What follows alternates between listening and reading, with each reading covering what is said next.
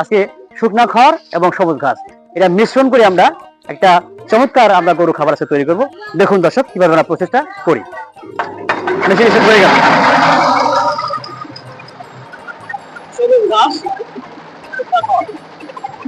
সম্মানিত খামারি ভাইরা আসসালামু আলাইকুম। আমরা আজকে দেখাবো যে এই সবুজ ঘাস এবং এই শুকনা খড় দিয়ে একটা উৎকৃষ্ট মানে খাবার কেমনে তৈরি হয়। আপনার সঙ্গে থাকুন, আমি এবং আমার চাচা আজকে গরুর জন্য উৎকৃষ্ট মানে একটা খাবার আমরা ব্যবস্থা দেখাবো।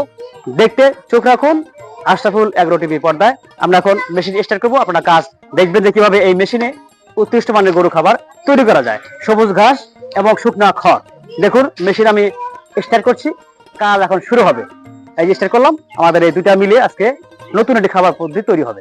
আমরা এর আগে দেখাইছিলাম যে ভুট্টার ঘাস এবং হলো সবুজ ঘাস, আজকে শুকনা খড় এবং সবুজ ঘাস এটা মিশ্রণ করে আমরা একটা চমৎকার আমরা গরু খাবার আছে তৈরি করব। দেখুন দর্শক কিভাবে আমরা প্রসেসটা করি। মেশিন স্টার্ট হয়ে গেল।